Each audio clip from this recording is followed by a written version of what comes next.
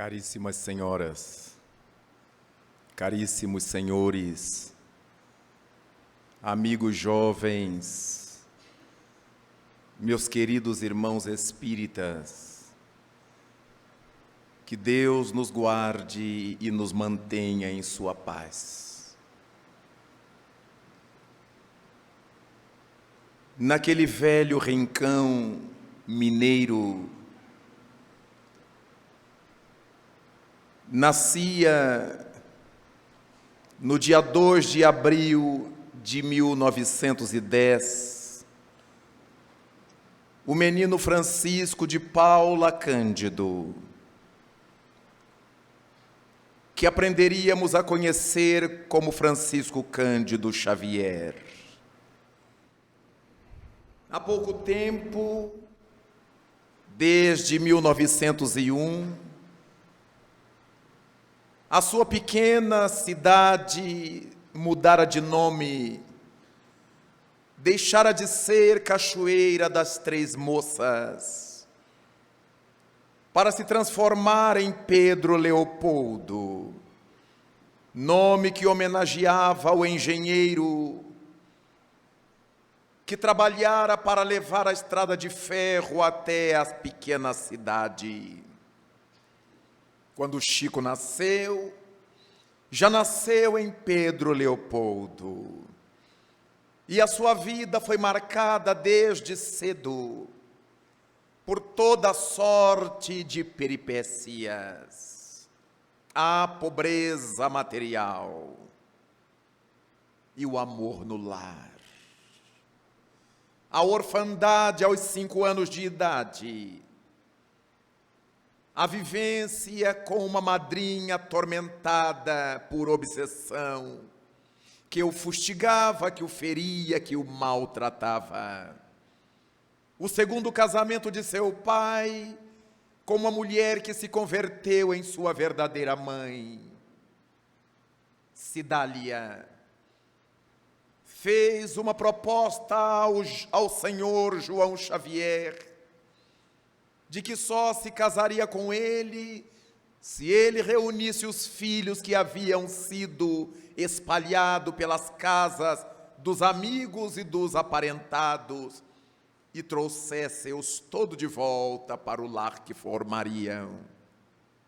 A nobreza de Cidália Xavier seria um oásis para Chico, conforme ele cantará mais tarde. Desde criança, registrando o mundo dos espíritos, ouvindo e vendo os seres do além, os notáveis irmãos do arco-íris, como ele próprio os chamaria. Aos 17 anos, foi convocado pela mediunidade à tarefa, ao mediumato ou mediunato, para que pudesse transformar-se para o mundo inteiro e particularmente para a nossa pátria brasílica, na mais notável antena mediúnica do século XX. Quando pensamos em Chico Xavier e no centenário que vamos celebrar no próximo abril, evocamos o Livro dos Espíritos, codificado por Allan Kardec, a primeira notável obra de um livro da doutrina espírita. O Livro dos Espíritos se converte no nosso ponto de apoio, na base que sustenta todo o edifício da doutrina dos Espíritos. Mas é nessa obra que acharemos na pergunta 132, uma das mais eminentes de todo o livro, algo que nos chama a atenção. Allan Kardec indaga dos imortais qual é o objetivo da encarnação dos espíritos.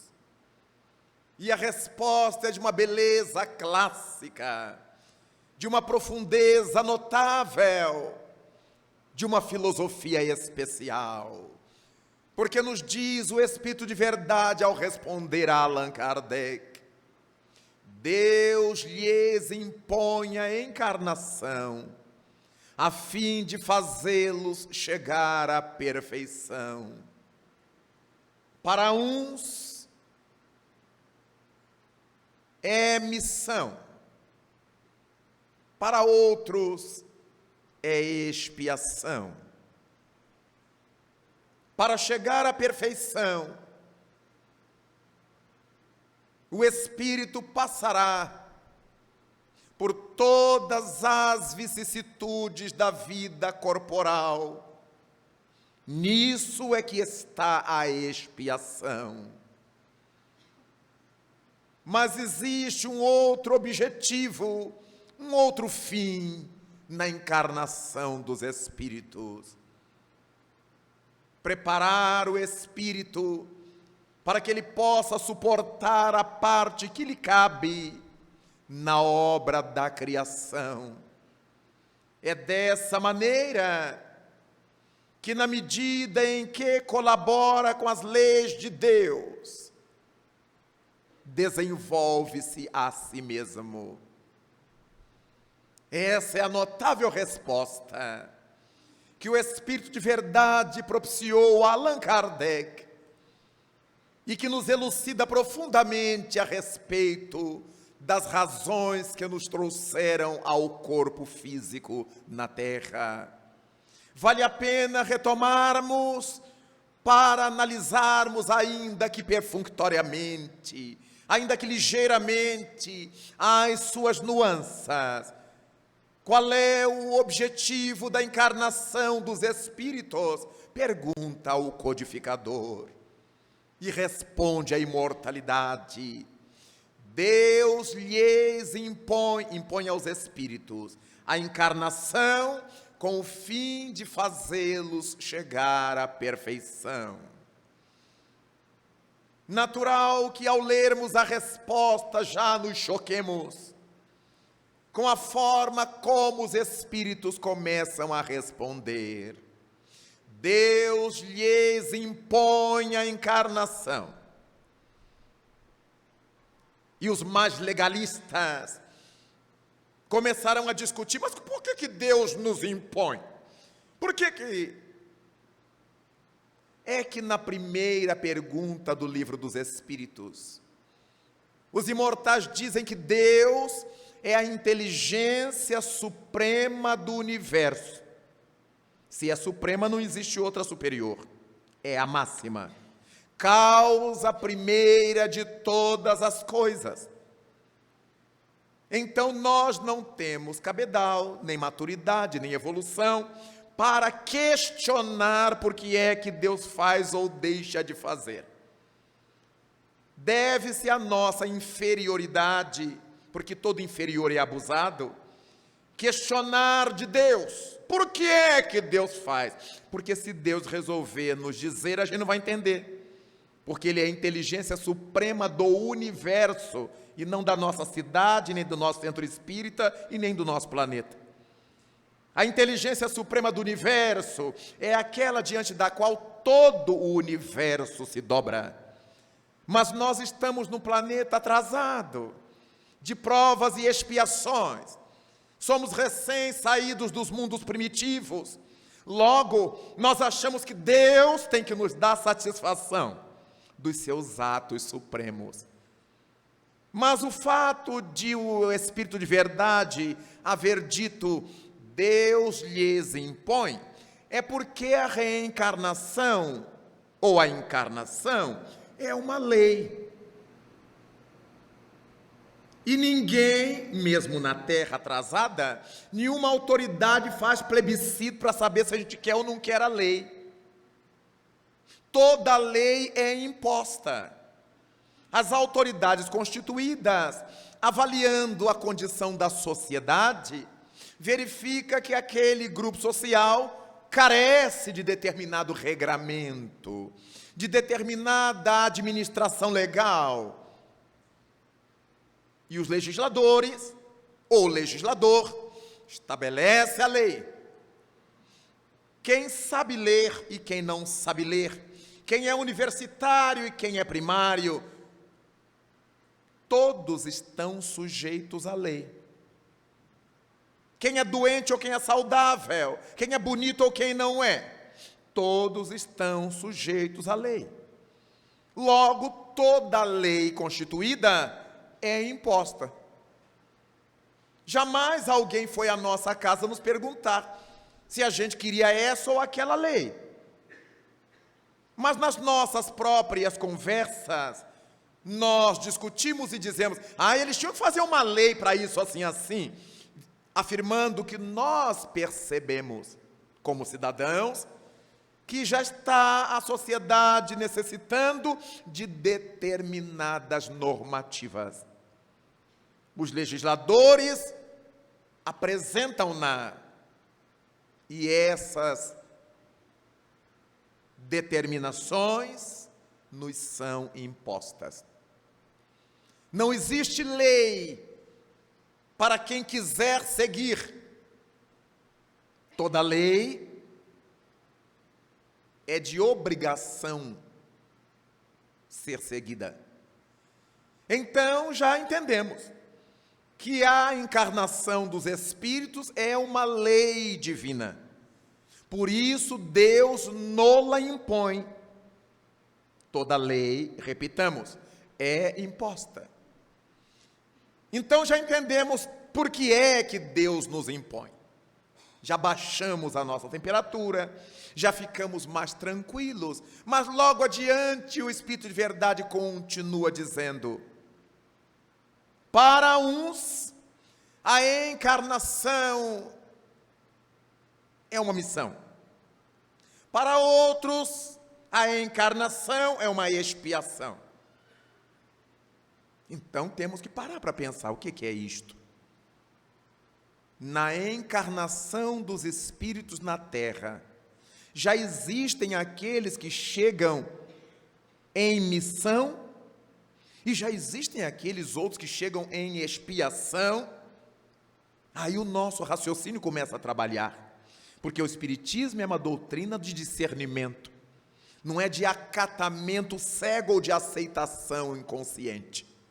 Nós temos que raciocinar para que aquilo que aceitamos, como diz-nos o Evangelho segundo o Espiritismo, a respeito da obediência, seja o consentimento da razão. A obediência é aquilo que a razão já nos liberou. Eu acato, eu obedeço, quando o meu discernimento já me disse: é por aí, é isso aí. Então, vamos pensando que, se o Espírito de Verdade nos diz que para uns, a encarnação é uma missão, ora, então existem espíritos que cheguem à Terra em missão, logo, ele não foi criado naquele momento. Ele não é um espírito 0 quilômetro, porque para que ele realize uma missão na Terra, ele já terá experiências, ele já terá vivido antes. O Criador não acaba de criar um espírito assim: vai cumprir sua missão na Terra. É necessário que entendamos que se alguém chega à Terra com uma missão a cumprir, é porque esse alguém já tem experiências conquistadas para que possa cumprir a sua missão.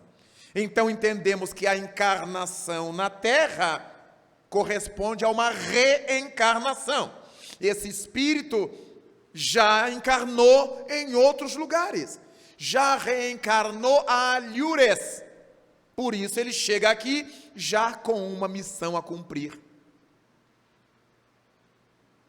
Mas para outros é uma expiação. Expiação com X. Porque expiação com S é de olhar, é de espiar. Expiação com X é pagar dívidas, é resgatar débitos. Então, se o espírito já encarna na Terra com débitos a pagar, é porque ele já viveu antes e se comprometeu onde viveu, e se comprometeu naquilo que fez. Por isso ele chega à Terra com essa obrigação de pagar o que deve à vida, de pagar o que deve à lei divina. Então entendemos que um mundo terrestre é um mundo de provas e de expiações. Aqui existem espíritos em regime de provação e em regime de expiação. Mas entrou um outro elemento aí, provação.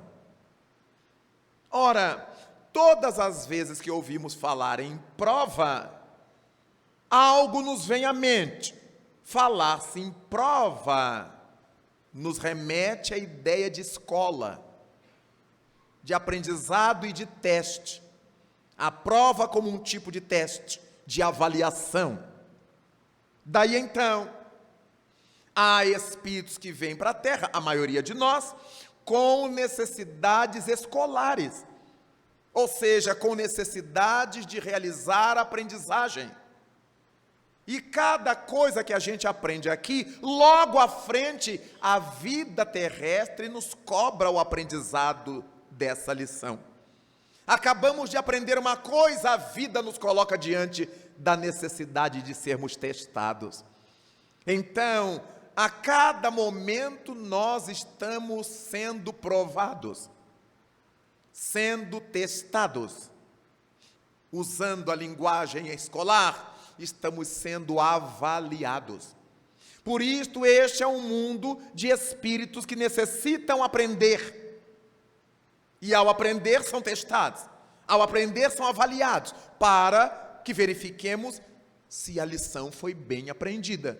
Por isso é que a Terra é um mundo de provas ou de provações. Não é uma palavra feia, é uma palavra necessária. Se nós aprendemos coisas que imediatamente temos que demonstrar ter aprendido, estamos sendo avaliados. Logo, este planeta é um planeta de avaliação ou de provação. Provação como sinônimo de avaliação. Mas nenhum aluno gosta de avaliação. Nenhum aluno gosta de fazer prova. Nenhum aluno gosta de ser testado. Porque por mais que ele se prepare, na hora da prova, do teste, da avaliação, está ele tenso, está ele nervoso. Então, quantas vezes na hora do teste nos dá branco, some tudo da cabeça, e nós somos reprovados, ou ficamos em dependência. Um parêntese. Quando eu lecionava para alunos de nível médio, e eles me diziam assim: professor, eu errei porque me deu branco. Eu digo: na minha prova só pode dar preto.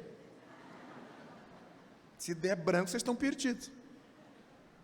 Para descontraí-los, fechamos o parênteses e percebemos que naturalmente dizer que a Terra é um mundo de provas não é uma agressão, não é uma ofensa, é uma constatação. Nós temos tanto que aprender aqui, e logo que aprendemos, a própria vida daqui nos cobra esse aprendizado feito.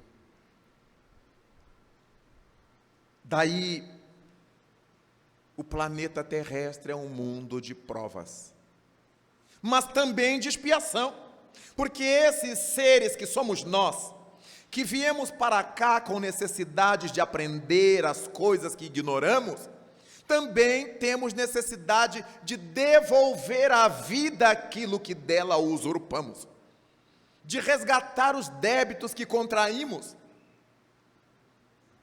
Na linguagem popular, de pagar os pecados.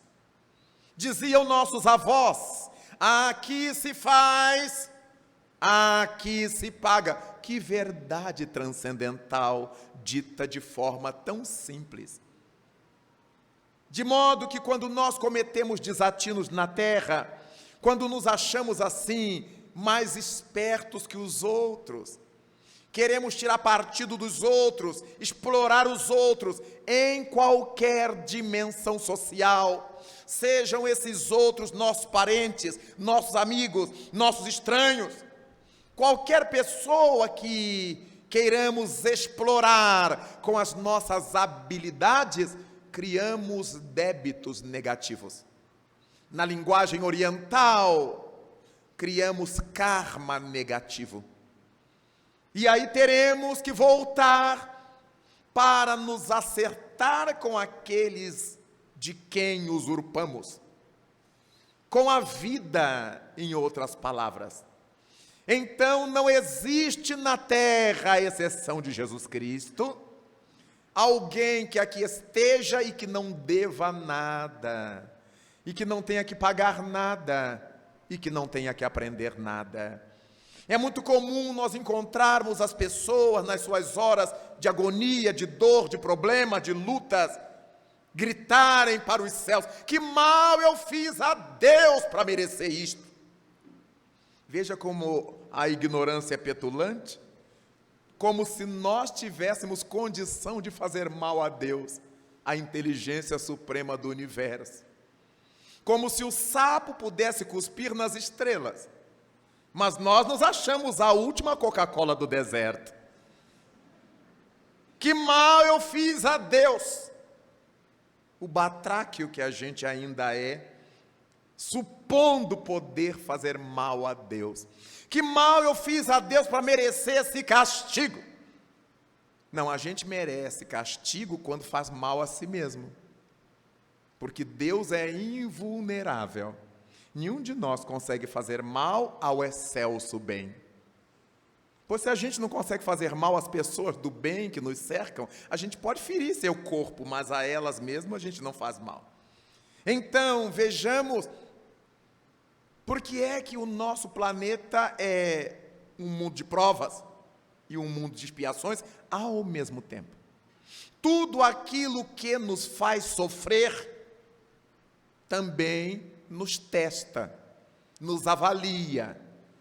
Daí nós podemos dizer, em tese, que a Terra é um mundo de provação. Não precisa dizer expiação. Porque a expiação também corresponde a um teste. Porque se eu estou diante de uma situação em que eu tenha que pagar dívidas, esse é um teste, porque eu posso não conseguir pagar. Eu estou diante de uma pessoa para me dedicar a ela com paciência, e eu posso explodir no meio do caminho. Ah, não aguentei, perdi a paciência, e perdeu a oportunidade. Quantas vezes nós reencarnamos ensinamento dos imortais? Vivemos 40, 50 anos aprendendo espiritismo, suponhamos, ou qualquer outra crença do bem, aprendendo, nos dedicando ali, e de repente, todo esse aprendizado das décadas se destinou à nossa vivência de 1 minuto apenas. Aprendemos coisas durante décadas para o teste que duraria 1 minuto. Naquela hora que estamos diante da outra criatura que tem um revólver na mão,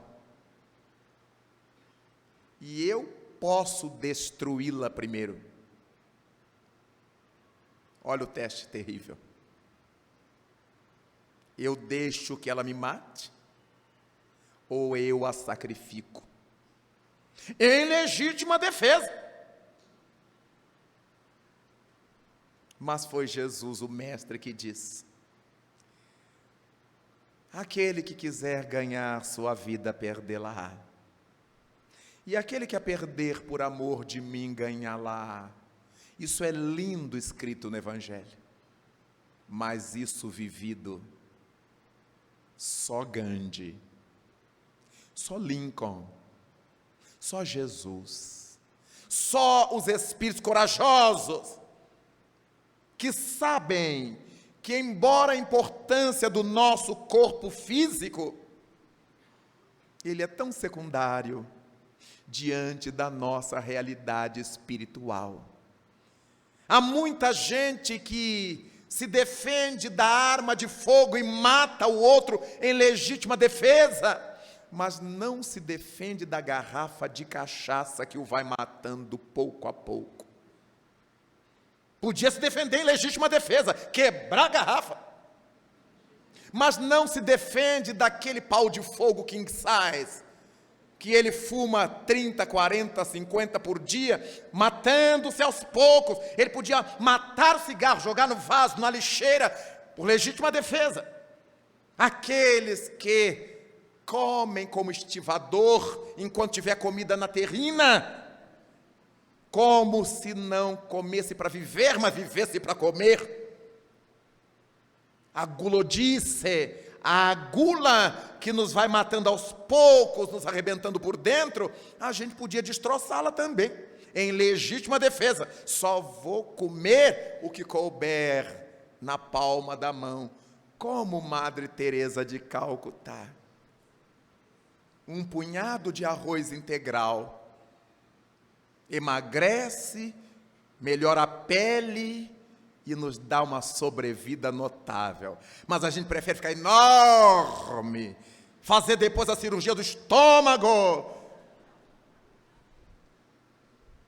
mas não mata o inimigo, que se chama gula. Quantos aprendizados a encarnação vai nos ajudando a realizar. Pois bem, então, para uns, a encarnação na Terra é uma missão, para outros é expiação. Mas eu quero me deter ainda nesse quesito que para uns é uma missão, porque falamos na tese, a missão dos grandes missionários, aqueles que chegam na Terra, como o citado Gandhi, como Chico Xavier, como Divaldo Franco, esses que vêm com uma missão incontestavelmente significativa. Mas nos esquecemos que uma missão é todo compromisso que é deixado sob a responsabilidade de alguém. O soldado no exército, o sargento lhe dá uma missão que ele terá que cumprir em tantas horas, em tantos dias. O general dá ao tenente, ao capitão, ao coronel, missões que eles terão que dar conta em determinado período. É uma missão militar, mas é uma missão que pode comprometer a vida do missionário, como a vida daqueles para quem ele vai trabalhar a missão. Então começamos a pensar que há missões em caráter mundial, missões em caráter social amplo, mas há missões em caráter menor, mas não menos importante. Ficamos pensando no que é ter um filho, ser pai, ser mãe, é uma missão. Allan Kardec pergunta no Livro dos Espíritos, na pergunta 582, se constitui uma missão a paternidade na Terra, a patermaternidade. E o Espírito de Verdade diz que sim, é mais do que uma missão, é um dever, porque implica o futuro da humanidade. Vejamos que coisa grave. A humanidade do futuro será composta pelas nossas crianças e jovens de hoje, que nós estamos educando bem ou mal. Se educarmos bem, que maravilha será essa sociedade. Se os educarmos mal, que tragédia haverá nessa sociedade.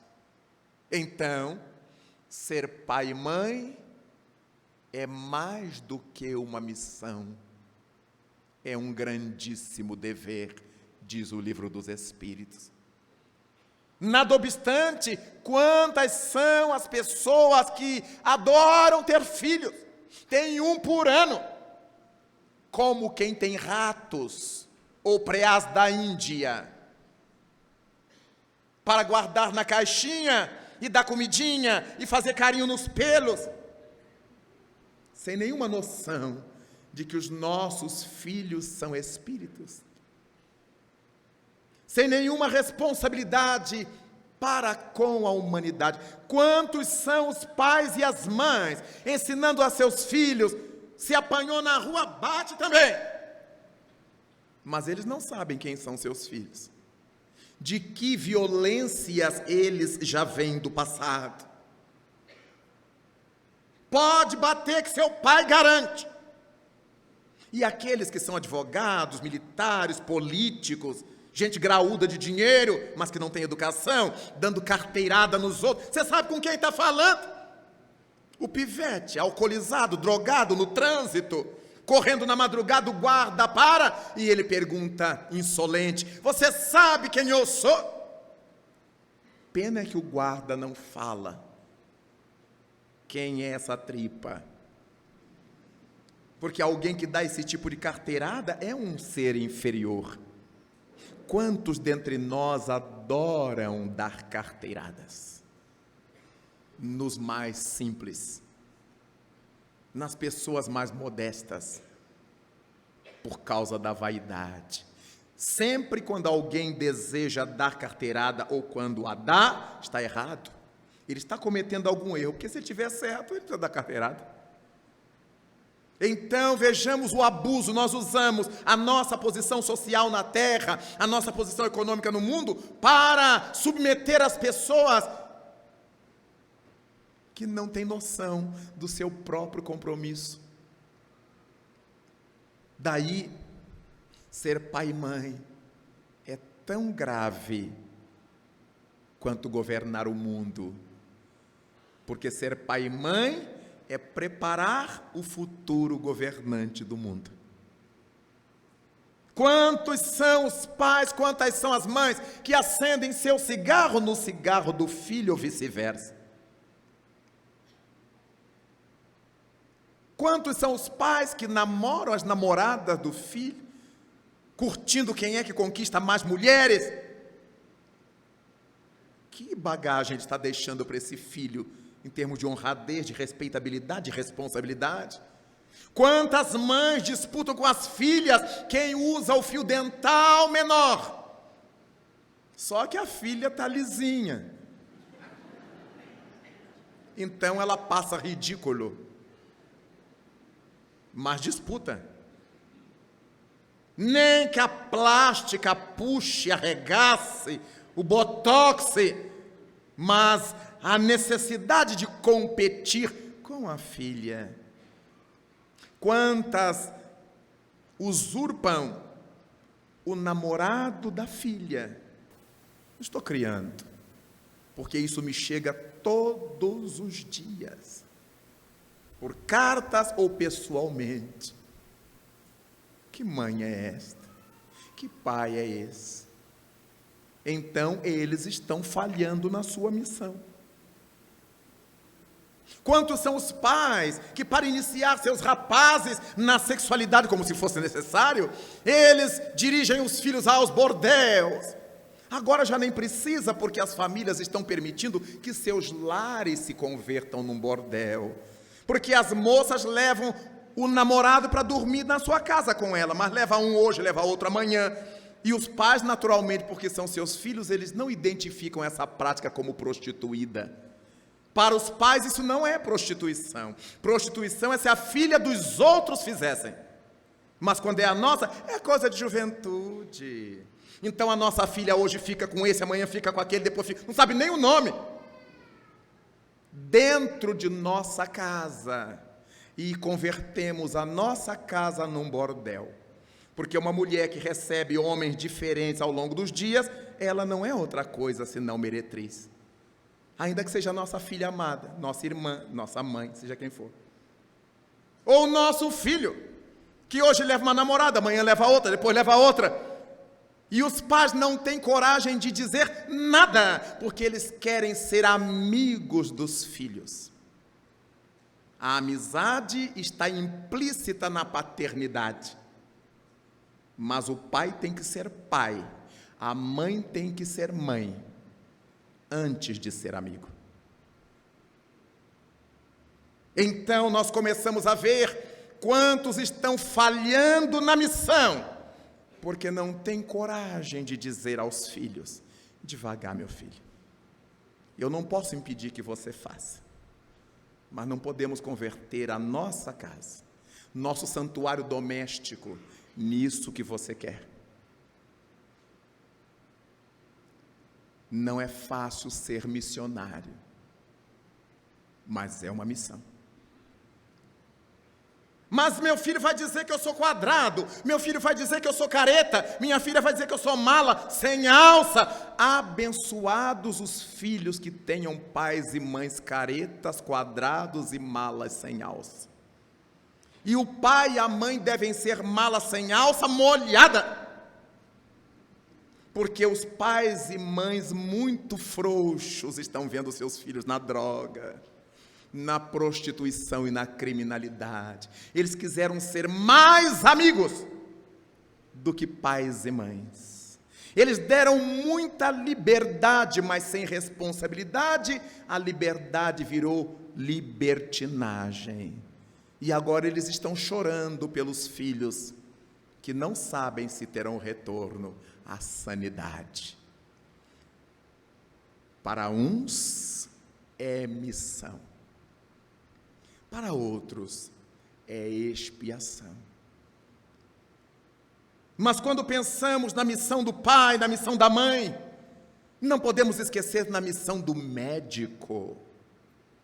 Ele se preparou, ele estudou para interpretar as leis de Deus. Ele teve que conhecer como é que funcionam os órgãos do corpo humano. Então ele teve que conhecer as leis de Deus no mundo da biologia, da fisiologia, para poder, ao interpretar essas leis, tratar daquele organismo enfermo. A figura do médico nasce nas épocas remotas do mundo, a partir da figura do pajé, do feiticeiro da tribo, do imã da Arábia. Era o pajé que preparava as beberagens para sarar os índios enfermos. Era o pajé que enxergava os mortos da tribo, dialogava com eles e trazia as respostas ao restante da tribo. Então é dessa figura do imã, do pajé, do feiticeiro, que nasce Esculápio, que nasce a figura do médico.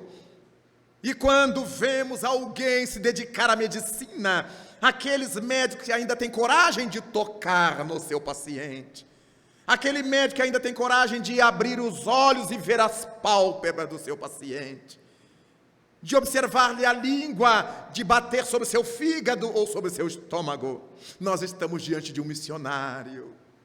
Aquele que orienta o paciente, que dialoga com ele, que gasta tempo com o seu paciente. Mas encontramos aqueles outros médicos, que o paciente é um número. Entra o número 12, entra o número 13. O que você sente? E ele vai olhando no computador aquilo que o doente fala, ele vai constatando no computador e já receita, entrega a receita. Ele não tocou o doente, ele não olhou o doente, ele não conheceu o doente. Ele está falhando na sua missão, porque ele jurou que iria salvar vidas. Muitos médicos salvam a vida de um doente grave pelo simples fato de conversar com ele. O que estava matando aquela pessoa era a indiferença em derredor, era a carência afetiva que o médico resolve com simplicidade. Como ele é olhado com respeito, na hora que ele toca no seu paciente, ele projeta energias positivas. Quando ele olha o seu paciente: Dona Maria, a senhora vai melhorar. Seu José, toma esse remedinho que é batata. Quando ele chama o paciente pelo nome, quando ele o toca, quando ele olha o paciente, ele envolve seu paciente no seu halo magnético, e o doente começa a experimentar a saúde de volta. Às vezes a gente volta do médico, não tomou remédio nenhum, só de ter ido já voltou melhor. A missão do médico. Que pena que a grande massa de médicos ignora isso solenemente. E o que interessa é logo nos primeiros 5 anos, comprar sua mansão, seu carro importado, viajar para o exterior, ser rico. Que se dane os doentes. Tem horror a doentes. O doente é um trampolim para ele ficar rico, para ela ficar rica. Mas quando pensamos na missão do pai, da mãe, do médico, refletimos na missão do professor. Quantas vezes, participando das solenidades universitárias de colação de graus dos alunos formados, eu tive a oportunidade de sentir as lágrimas chegar aos olhos, não por causa da formatura somente, mas porque eu viajava para trás e via em cada um daqueles rapazes, daquelas moças que recebiam o famoso canudo, as crianças do passado, que foram iniciadas no mundo do saber por mulheres nunca homenageadas. Quem foi a nossa primeira professora? Quem foi que nos alfabetizou? Todas as glórias, o paraninfo, o patrono, são os professores universitários, eles têm direito, naturalmente. Mas nunca eu vi, em dezenas de anos de universidade, nenhuma turma prestar homenagem à sua professora primária. Foi quem desbastou a pedra bruta, quando a criança chegou totalmente cega em termos culturais.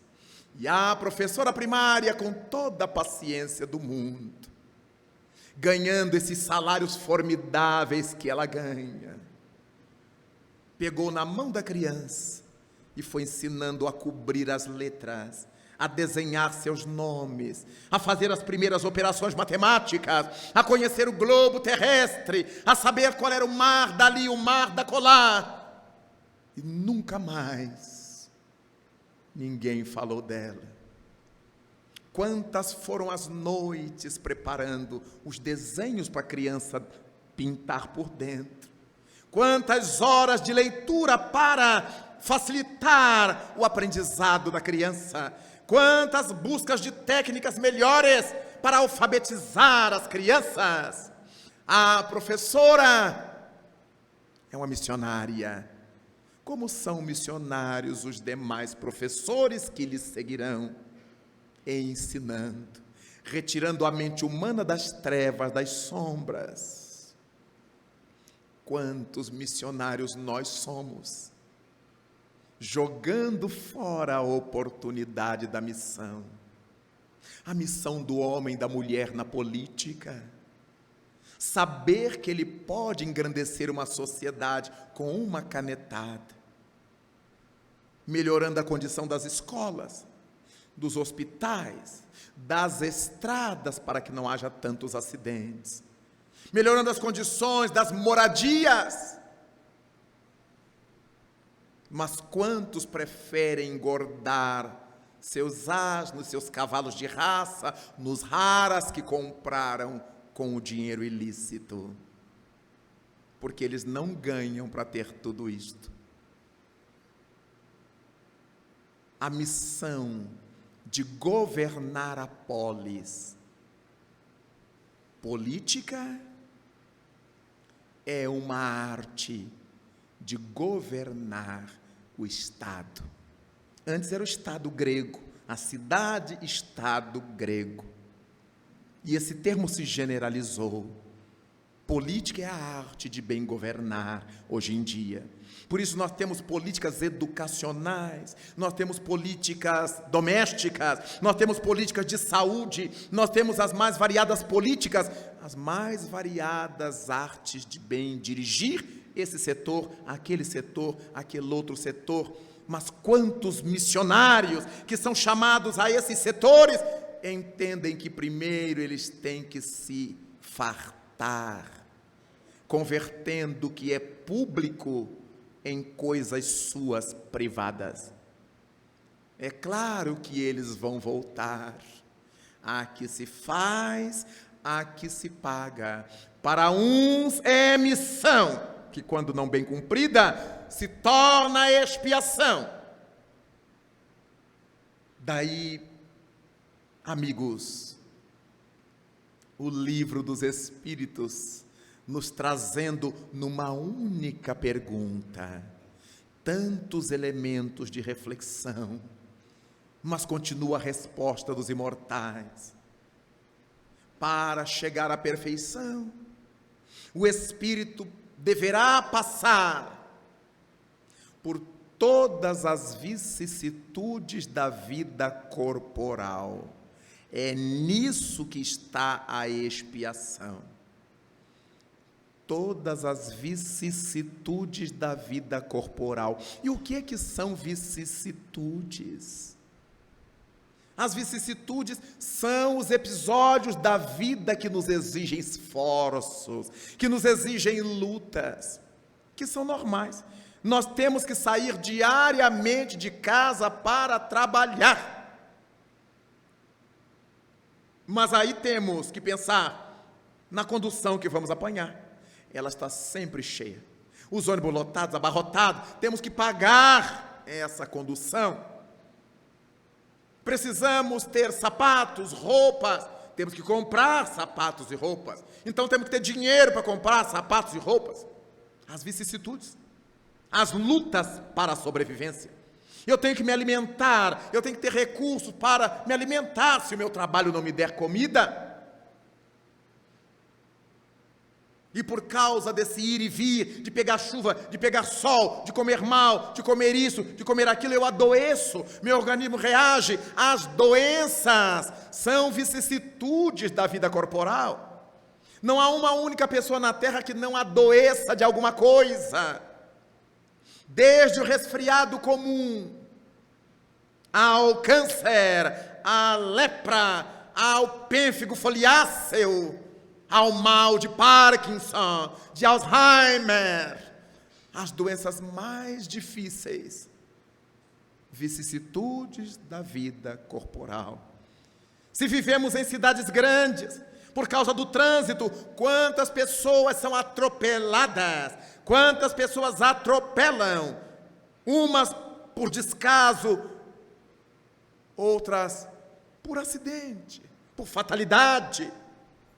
As vicissitudes da vida corporal.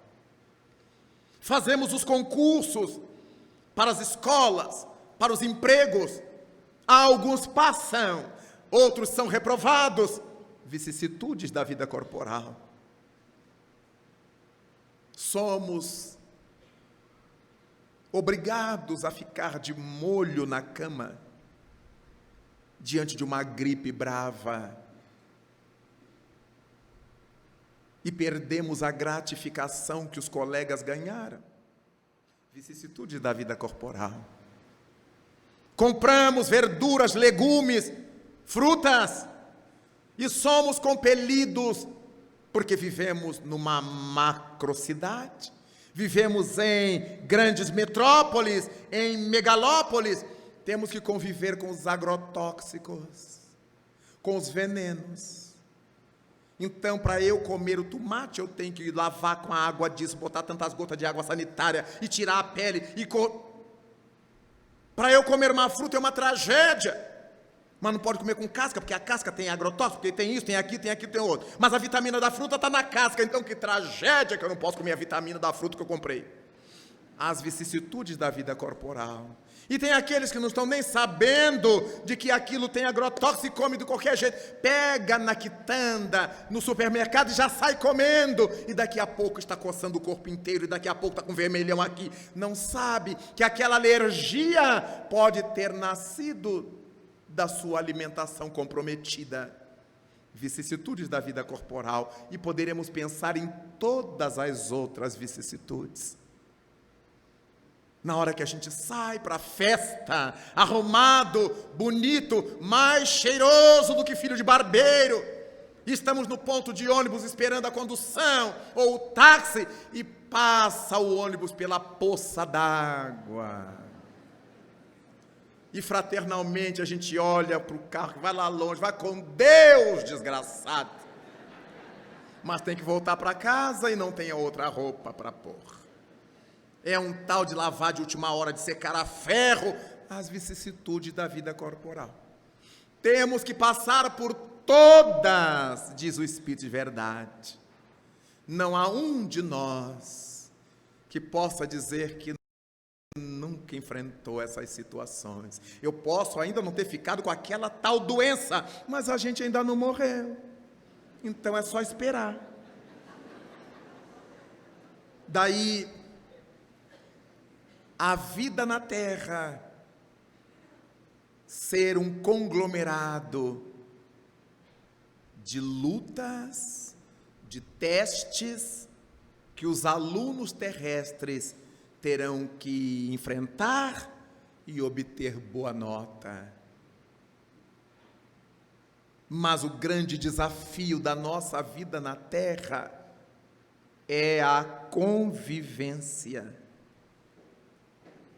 Não é fácil a gente viver com outras pessoas diferentes de nós. A grande tragédia é a diferença. Para que a gente fosse feliz, seria bom se todo mundo fosse igual a nós.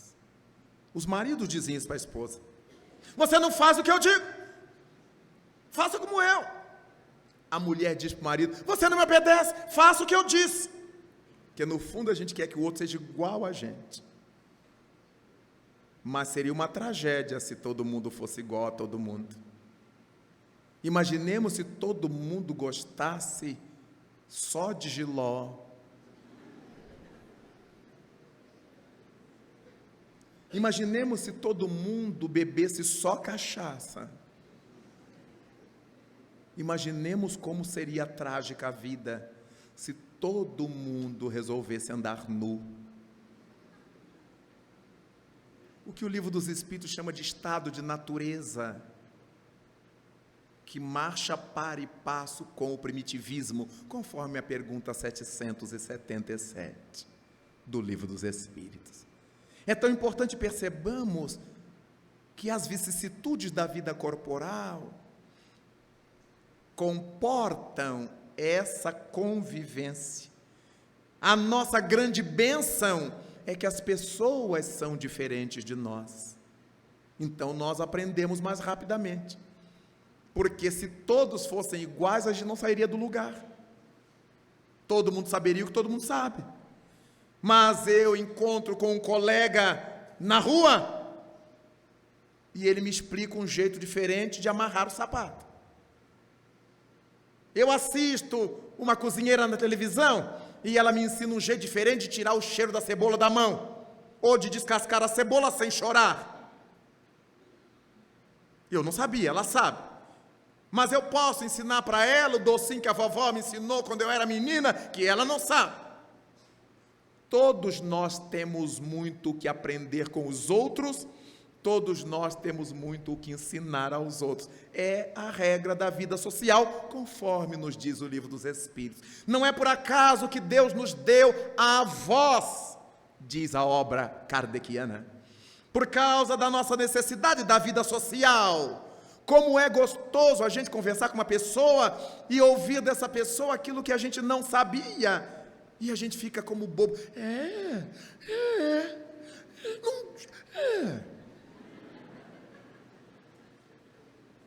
E a gente chega em casa, não diz que aprendeu no ônibus. Vocês sabem fazer tal coisa? Aí esnoba com a família. Acabou de aprender no ônibus. Seria tão bom. Conversei com uma pessoa no ônibus, eu não quero saber o que ela me ensinou. E socializa, mas com a humildade de dizer que aprendeu de alguém. Isso enriquece a nossa vida. Esse trocar social. Mas, diz ainda o Espírito de verdade, há um outro fim para a encarnação dos espíritos.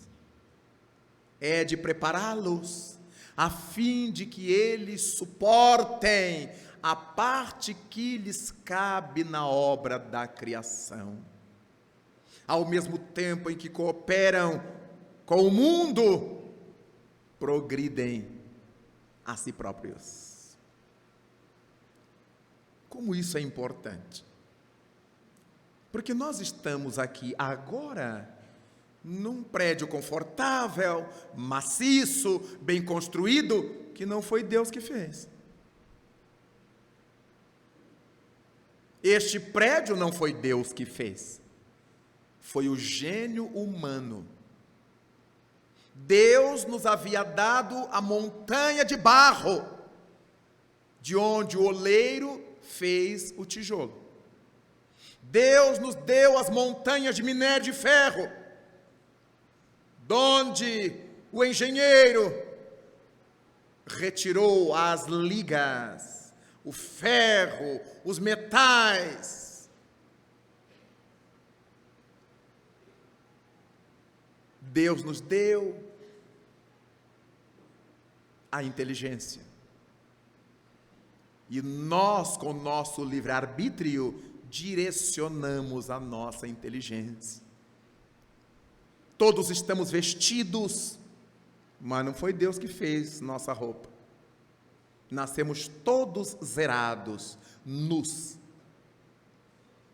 As nossas roupas até pouco tempo estavam umas correndo nos pastos. Era lã de carneiro, era couro de boi. Outras vestimentas nossas, até recentemente, tremulavam aos ventos nos pomares, nas florestas. Elas vieram do algodão, da seda produzida pelo bicho que cresce na amoreira. Elas vieram do linho, do cânhamo, todos plantados no chão. Outros estamos vestindo hoje alguma coisa que até pouco tempo estava no subsolo, porque são roupas feitas de petróleo. A inteligência humana elaborou transformar petróleo em roupa. É um trabalho da engenharia do cérebro humano.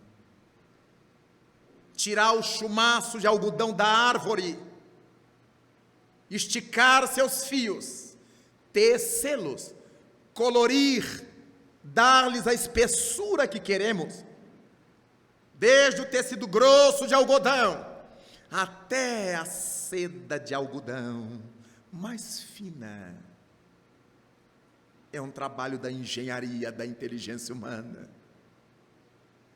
O ser humano colaborando na obra de Deus, porque Deus nos deu o corpo e disse: agora vocês vão ter que aprender a se vestir. E cada um se acha mais bonito vestido de um jeito. Olha que maravilha a gente ser diferente. Imaginemos todo mundo de camisolão, preto. Ia ser uma milícia da morte, só faltaria a foice na mão. Mas um gosta do azul, outro gosta do amarelo, um gosta do vermelho, um gosta de roupa curta, outro gosta de roupa larga, outro gosta de outro. Cada um é diferente, e a beleza da sociedade. Um deixa o cabelo comprido, um deixa o cabelo curto, um deixa o cabelo mais ou menos, uns ondulam, outros esticam, outros alisam, outros não tem no que fazer porque não tem cabelo. Então, nós começamos a ver a beleza dessa diferença social, o ser humano cooperador de Deus na obra do mundo. Hoje nós não conseguimos nos mover sem o tal do computador. Toda criança já nasce hoje apertando o del, o delete, está todo mundo. A turma toda com os ouvidos presos nos seus MP3, nos MP4. Todo mundo hoje é DJ, MC. Meu Deus, mas afinal de contas, como é que nasceu esse tal de rádio? Essa tal de TV e esse tal de computador, senão do engenho do cérebro humano? Quem foi que fez a primeira pilha elétrica? E desse trabalho de Alexandre Volta, na Itália, hoje ninguém mais fala em pilha. As crianças já saem da placenta da mãe falando em chips. Quem foi que inventou isso? Não foi Deus. O gênio humano. Quando Norberto Weiner construiu seu primeiro cérebro eletrônico, seu aparelho cheio de válvulas, a garotada nem sabe o que é isso mais, só a válvula mitral, ocupava 2 andares de um prédio. O primeiro cérebro eletrônico se chamava cérebro eletrônico, porque ele fez tudo baseado no funcionamento do cérebro humano. Hoje nós temos o computador no bolso. E aí a gente usa o computador como celular, como máquina fotográfica, como máquina de fax, recebe e emite e-mail num pedacinho de metal com chips que a gente põe no bolso. Um dia eu perguntei ao Espírito Camilo, meu benfeitor, até onde chegaria essa loucura? Porque cada dia as coisas estão menores. Daquele LP grande, aquele bolachão preto de vinil, que agora está voltando à moda por causa dos DJs e colecionadores. Daquele biscoitão preto, nós fomos para o CD, o famoso CD. Já foi uma revolução. Depois fomos para o DVD. Na peça de mesmo tamanho, nós não juntávamos só o som, nós também gravávamos a imagem. Agora tudo isso já é démodé. Nós já estamos partindo para outras dimensões. Cada dia se gravam mais coisas em pedaços menores de matéria. E eu perguntei ao benfeitor, onde isso vai parar? E ele me disse com muita felicidade, meu filho, a ciência e a tecnologia demonstrarão o que hoje vocês estão aprendendo com o Espiritismo. Quando você lê a Gênese, meu filho, e me lembrou da Gênese, Allan Kardec escreve que no mundo onde os espíritos estão livres, basta que ele pense numa área, que essa área começa a ser ouvida no ambiente. Em verdade, o ser humano descobrirá que o que ele grava num pedaço de metal, ele não precisará gravar em lugar nenhum, porque está tudo impresso em a natureza. Ele evocará o que quiser com o poder do seu pensamento. Eu agora quero ouvir a Baquiana número 3, de Villa-Lobos. E eu começo a ouvir. Sem MP3, sem MP4, sem M qualquer coisa, sem CD, sem DVD. Eu começo a ouvir. Mas eu quero mais grave. Eu quero essas notas mais agudas. A nossa mente definirá. Porque, em verdade, todas as reservas universais estão no cosmos. O que a nossa inteligência aprendeu a fazer foi materializar essas energias cósmicas. Já foi um avanço grandioso que conseguimos ter com a ciência criada na Terra, com a tecnologia nascida no mundo, haverá de chegar o dia em que eu não vou precisar de nenhum aparato para gravar nada, porque eu sei que está tudo gravado ao meu redor, basta eu querer. Imaginemos a gente não precisar ter aquele armário de CDs e DVDs em casa, que depois que a gente escuta 10 vezes, não sabe mais o que fazer com aquilo. Está tudo gravado em nosso psiquismo. Daí então, como é importante aprender com os espíritos, que nós precisamos nos desenvolver na encarnação para cooperar com Deus na obra da criação. Quando nós estamos diante da mesa de comida farta ou não, às vezes eu me pegava pensando, quem foi que descobriu que se pode beber café? Porque o café não nasce café na árvore. O café que a gente bebe, não. Nasce o fruto. E aquela rubiácea notável nos apresenta os frutos verdes que depois ficam vermelhos. Mas se eu mastigar aquela semente, ela é horrorosa. Quem foi que teve a ideia de descascá-la, de secá-la, de torrá-la, de pilá-la e de colocar água quente? Hoje a gente não vive sem um cafezinho. Inspiração divina. O café é base da economia de muitos países. Quem foi que descobriu que do cacau, cuja semente tem um sabor horroroso, em torno da semente existe uma polpa ácida adocicada?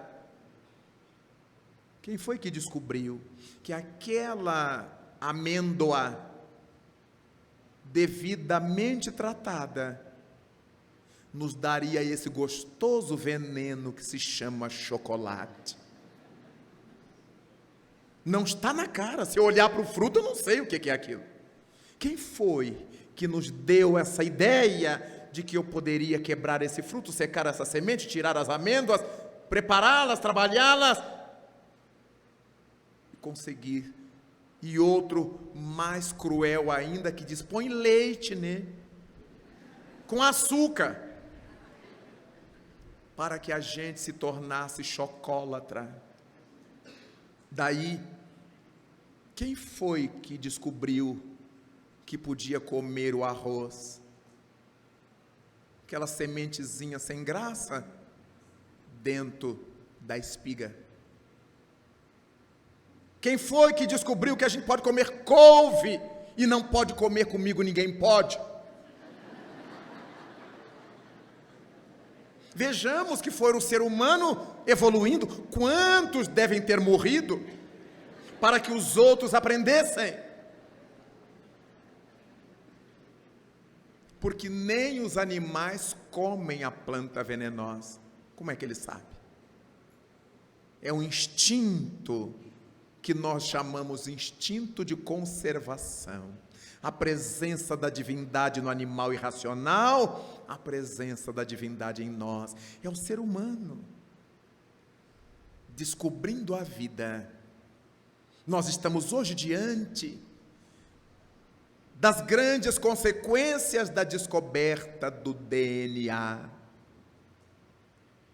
Hoje a ciência humana sabe, a humanidade sabe, porque é que nós nascemos de pele clara, de pele escura, com cabelos lisos, com cabelos crespos, com cabelo carapinha. Por que temos olhos verdes, azuis, amarelos, cinzentos, negros?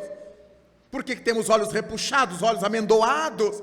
Graças a esses códigos genéticos, herdados de nossa mãe, de nosso pai, herdados da humanidade. Porque ao longo das existências, as experiências do espírito vão se caldeando nas diversas realidades étnicas. Daí então, graças à descoberta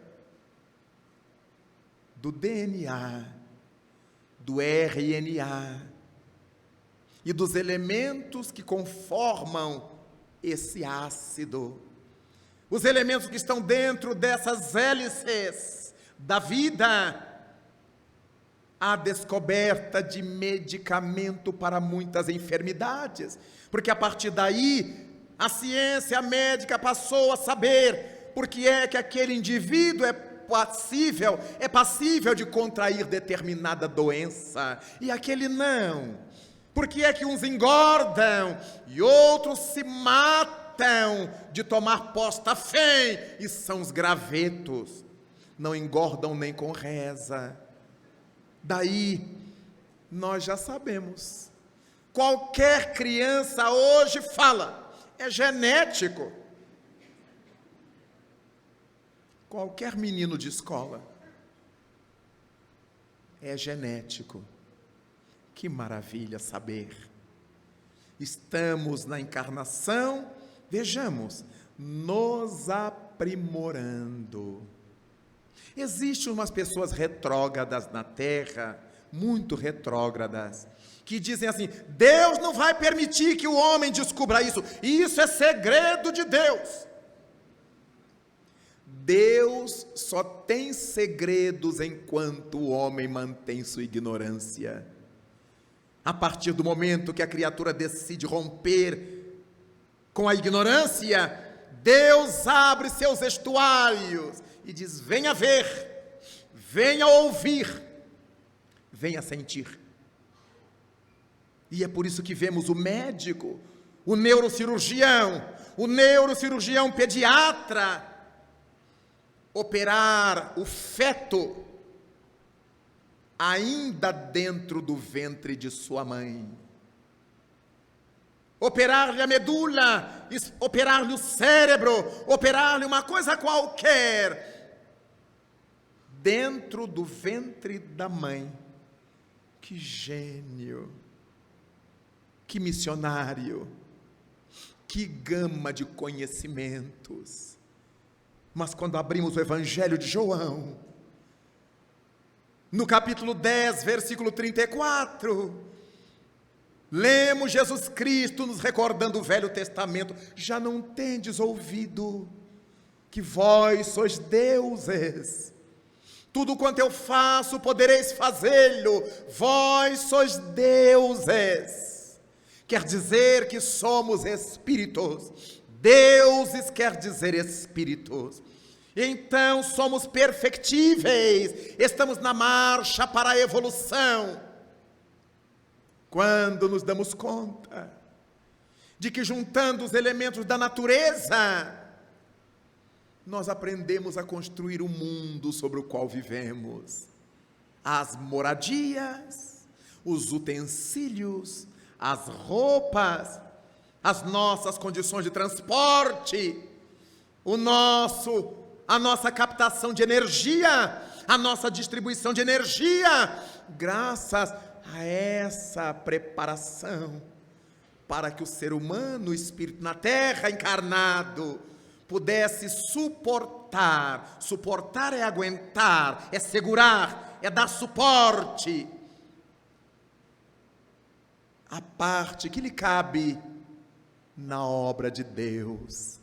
Como é importante que nós saibamos que somos cooperadores de Deus, ou cooperadores com Deus. Quer dizer junto. Operador é alguém que opera, que faz alguma coisa. Cooperador, que faz alguma coisa junto. Então, nós somos cooperadores com Deus. Cooperamos com Deus. Operamos junto de Deus. Quando falei da missão dos pais na terra, eles são cooperadores com Deus. Porque Deus manda o seu Espírito, seu Filho, E os pais oferecem a esse Filho de Deus o corpo que eles produzem ao se unir intimamente. Cooperadores. Mas não foi o pai que fez o óvulo, nem a mãe que fez o espermatozoide. Cada um cedeu a sua parte, que Deus já lhes havia dado. Então, eles são apenas cooperadores. Eles só tiveram que se unir fisicamente para que a obra de Deus, espermatozoide, óvulo, pudesse se realizar num novo corpo. E o Espírito, o Filho de Deus vindo para a terra, se unir a esse corpo. E a partir disto, os pais reorientarem seu caráter para a grande vida. Qual é o objetivo da encarnação dos Espíritos? Deus lhes impõe a encarnação, a fim de fazê-los chegar à perfeição. Para uns é missão, para outros é expiação. Para chegar à perfeição, o Espírito terá que suportar todas as vicissitudes da vida corporal. Aí está a expiação. Vejamos que nós vamos pagando nossos débitos, devolvendo à vida o que a ela devemos, a partir das coisas que somos obrigados a fazer diariamente.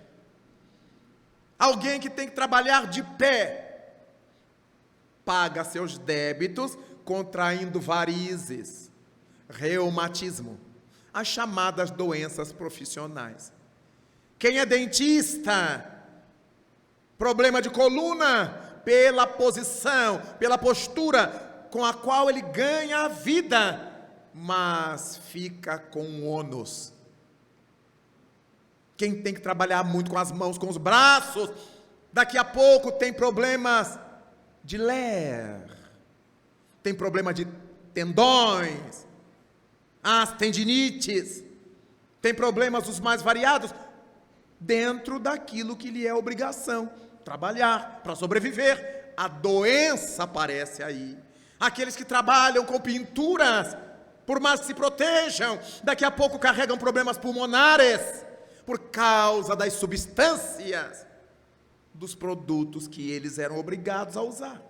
Quem trabalha na rede elétrica, nas ruas, para que a sociedade tenha o conforto da iluminação, da energia, pode ser eletrocutado, pode ser ferido gravemente e pode morrer pelo choque elétrico.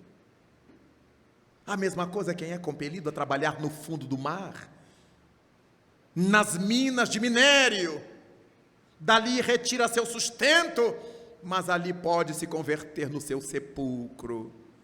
É nas vicissitudes da vida corporal que nós pagamos o que devemos. Faz parte das vicissitudes o casal ter filhos, criar filhos.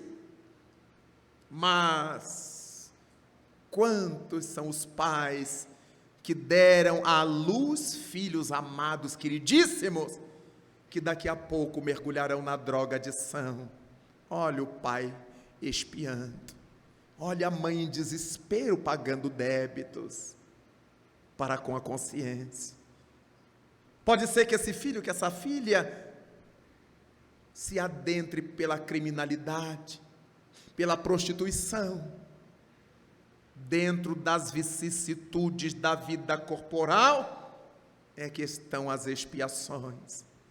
Ninguém que nos olhe por fora sabe das dores que carregamos por dentro por causa da nossa família. Ninguém que nos olhe por fora imaginará as alegrias que carregamos por dentro por causa da nossa família. São coisas que a gente vive na intimidade e nem tem coragem de exteriorizar. Daí, pensamos na missão de Chico Xavier, 100 anos depois do seu nascimento.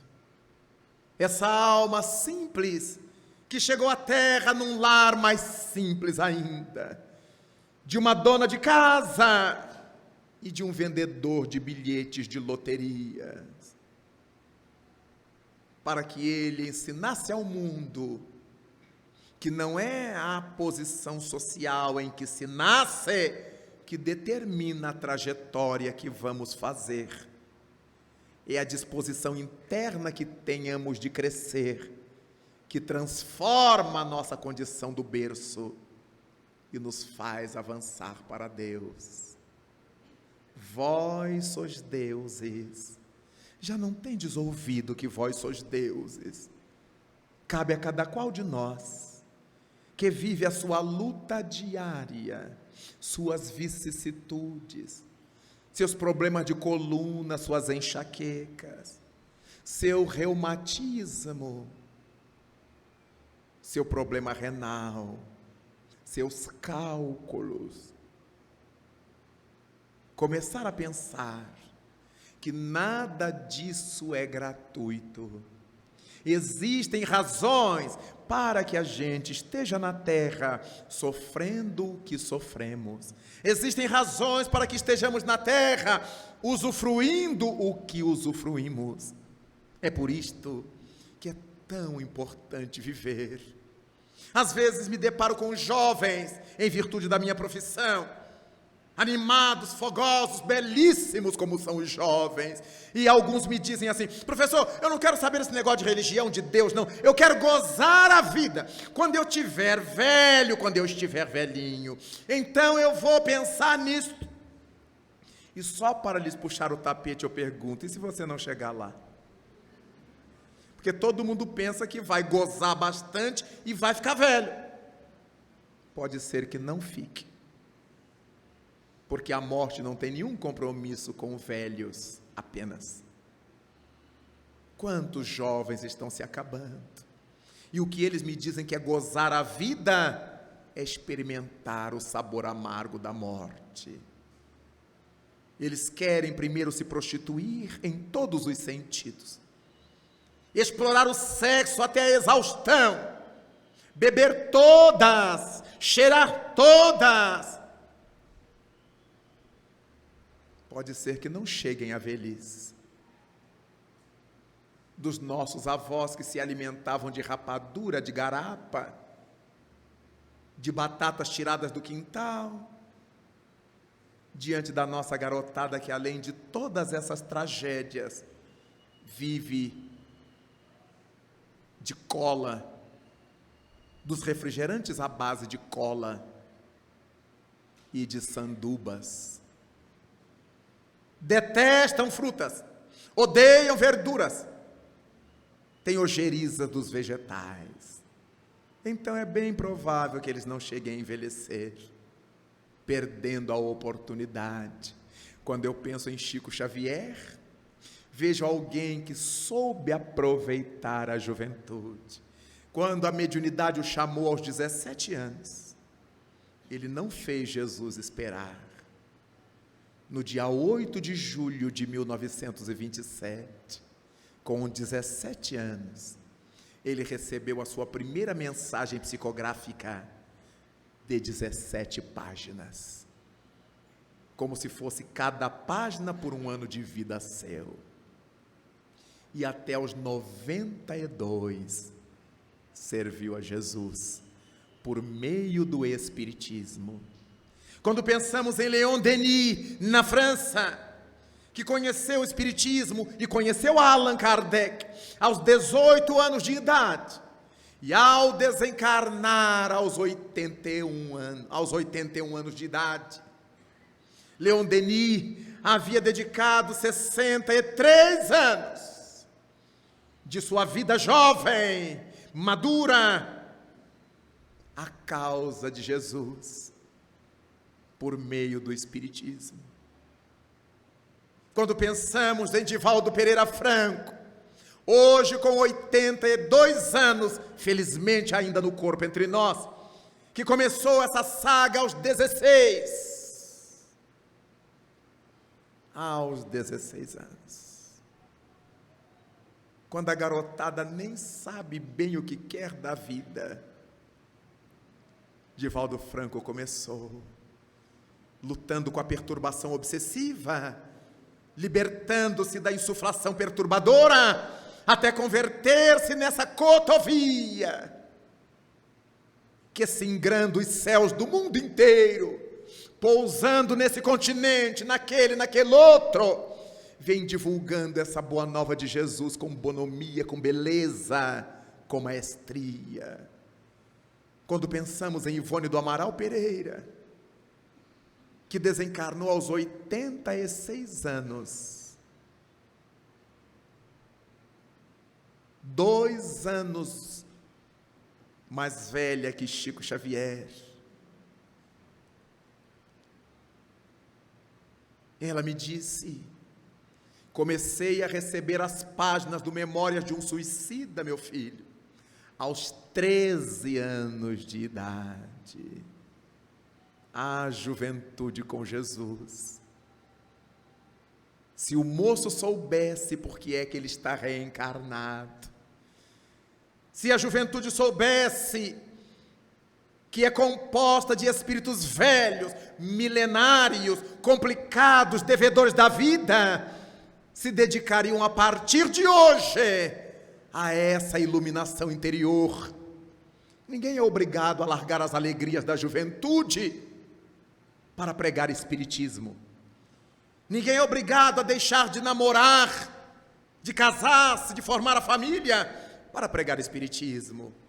Mas é importante que aprendamos a servir a Jesus desde o momento em que a nossa consciência se abre e nos mostra essa oportunidade. Quando me lembro do médium capixaba, Júlio César Grande Ribeiro, desencarnado há 11 anos, em Vila Velha, no Espírito Santo, começou aos 17, a ver os espíritos, a psicografá-los, e dedicou sua vida inteira ao bem pela via do espiritismo.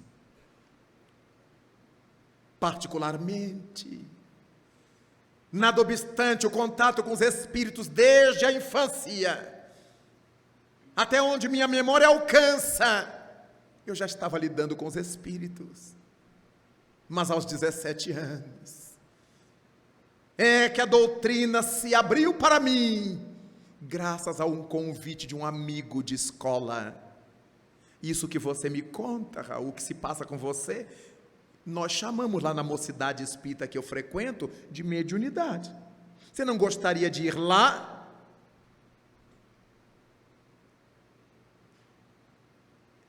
E graças a esse convite,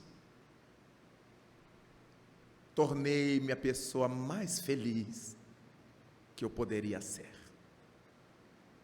Ah, juventude!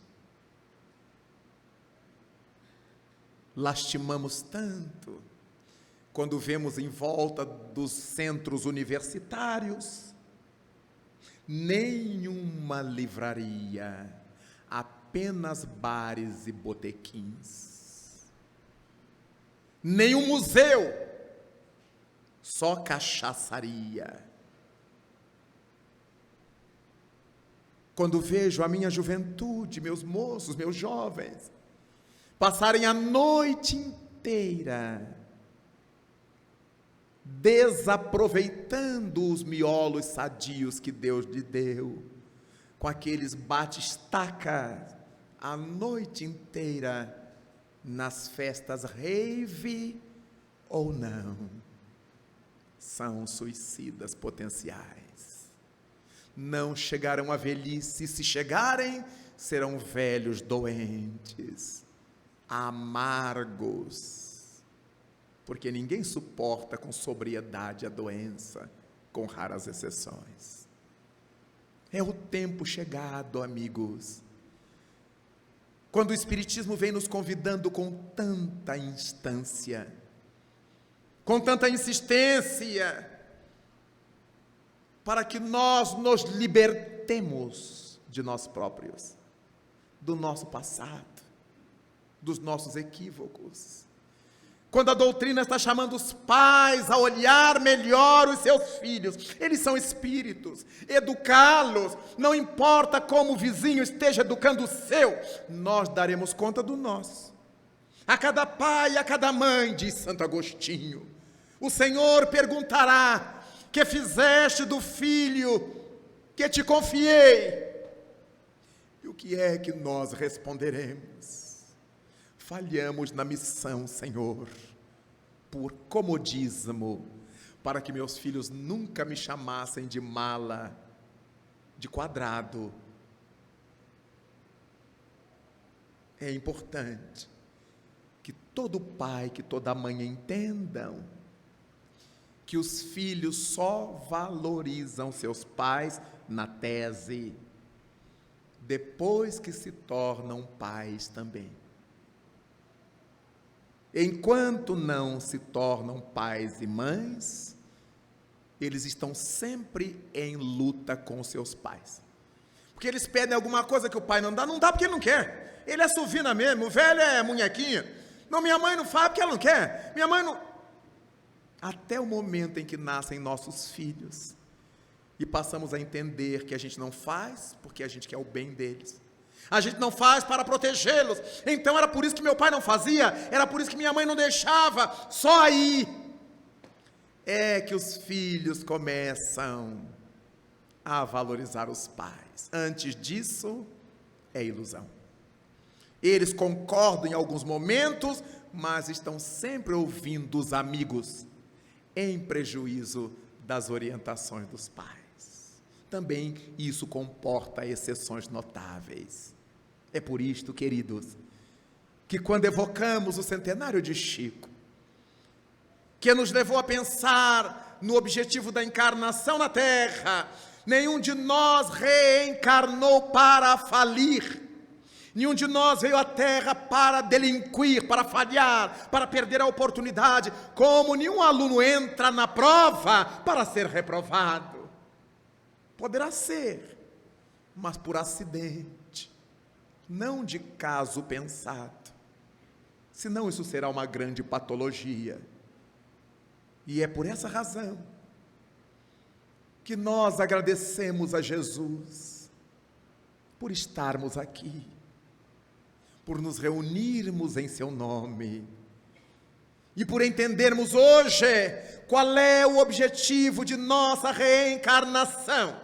Por que nós estamos na Terra? Porque se não houvesse a reencarnação, seria impossível galgarmos a evolução, como disse-nos Jesus. A cada um será dado conforme suas obras. E aquele que não nascer da água e do Espírito, não verá o reino dos céus. Quando pensamos nisto, agradecemos a Jesus. Valorizamos nossa vida como ela é, na luta por melhorá-la. Valorizamos a nossa família como ela é, dando a nossa contribuição para aprimorá-la. E agradecemos mais ao homem de Nazaré. Tomamos das mãos dos nossos afetos, simbolicamente nos pomos de joelhos no chão do mundo e contemplamos o altar das constelações para dizer-lhe: louvado sejas, Senhor Jesus, na glória imortal do lar celeste, pelos bens que nos trouxeste no evangelho da nossa redenção, na tarefa renovada que o teu olhar nos consente. De espíritos reverentes nós rogamos pelo teu amor. Pobres cegos, que há milênios estamos fugindo da luz a qual nos elevas. Hoje, Senhor, a nossa oração rompe as trevas e escuta-nos. Se possível, vem, Jesus, consertar o nosso passo, a fim de que trilhemos a estrada corrigida. Vem sustentar nossa vida, nossa lida, na fonte inesgotável do eterno bem. Dá-nos, Jesus, tua bênção, bênção que nos conforta, bênção que nos levanta, para que a tua doutrina santa, esse imbatível espiritismo, vibre pura, viva dentro de nós. Faze, Senhor, com que nós todos, nessa caminhada incessante, a cada dia, em todo instante, possamos ouvir tua voz. Ampara a nossa esperança, socorre a nossa pobreza e liberta a nossa alma ainda presa de tanto erro nessa multissecular imperfeição. Mestre excelso, Senhor de toda verdade, hoje, amanhã e sempre, em toda parte, ensina-nos a guardar-te com unção, com devoção e com inesgotável gratidão, na intimidade singela, porém muito sincera, do nosso próprio coração. Muito obrigado, Mestre amado. Obrigado, Pai da vida. Muito obrigado, senhores.